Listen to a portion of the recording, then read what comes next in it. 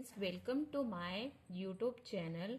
आज हम क्लास 9 के फर्स्ट चैप्टर केमिस्ट्री के बारे में डिस्कस करने वाले हैं। चैप्टर का नाम है matter in our surrounding. First of all, matter क्या होता है? हर एक चीज मैटर है जो क्या मास और वॉल्यूम एक्यूपाई करती है। मास क्या होता है? किसी भी चीज का वेट। और वॉल्यूम क्या होता है? स्पेस एक्यूपाई करना। हम जैसे कि एग्जाम्पल लेते हैं इस पेन के बारे में। ये पेन है, इसका क्या है? एक वेट है और ये वॉल्यूम एक्यूपाई करती है, मतलब स्पेस एक्यूपाई करती है। और भी हमारे पास एग्जाम्पल हैं जैसे कि वाटर हो गया, एयर हो गया, ग्लास हो गया। इन सब का क्या है? मास है और वॉल्यूम है। उसके बाद हर एक चीज मैटर है, ये तो हमें पता चल गया। अब जो चीज मैटर नहीं है उसके बारे में जानेंगे।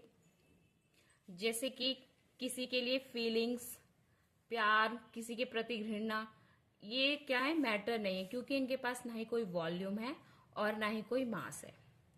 अब जो हमारे फिलोसफर थे वो बताते हैं कि मैटर किन किन चीजों से मिलके बना हुआ है। वो बोलते थे कि 5 तत्व से मिलकर जो है वो मैटर बना हुआ है।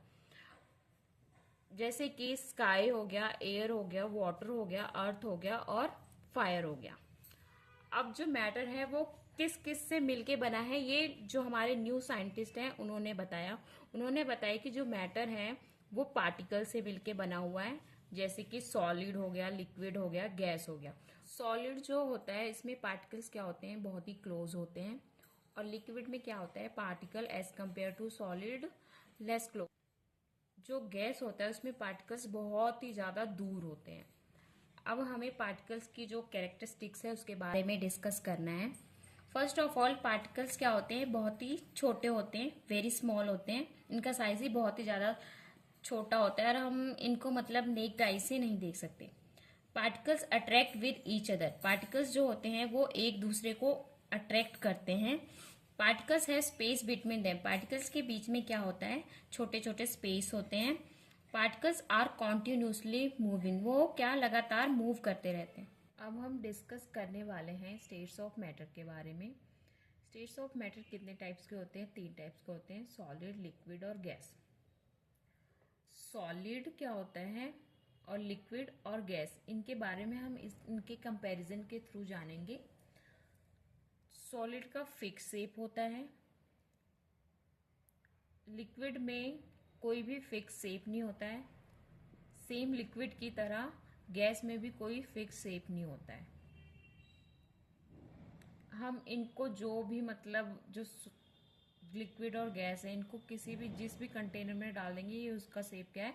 रीगेन कर लेते हैं। सॉलिड का फिक्स्ड वॉल्यूम होता है।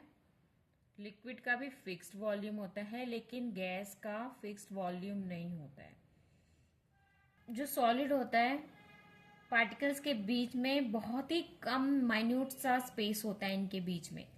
और जो लिक्विड होता है उनमें स्पेस होता है, और जो गैस होता है उसमें जो स्पेस होता है पार्टिकल्स के बीच में वो बहुत ही ज्यादा होता है।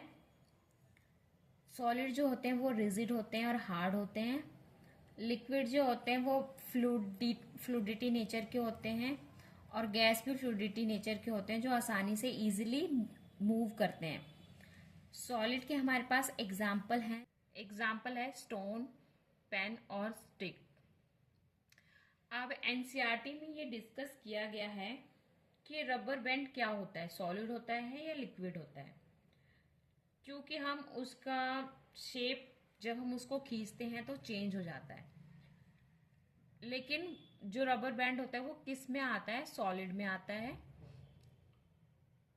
फिर एनसीईआरटी ने बात की है शुगर और सॉल्ट के बारे में।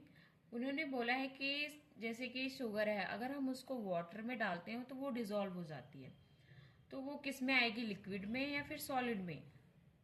वो किस में आती है? सॉलिड में आती है। वैसे ही हम स्पॉन्ज कैसा होता है? वो बिल्कुल ही सॉफ्ट सा होता है। क्या होता है? वो दब जाता है लेकिन वो रिजिड होता है, तो उसको हम किसकी कैटेगरी में रखते हैं? सॉलिड की कैटेगरी में रखते हैं।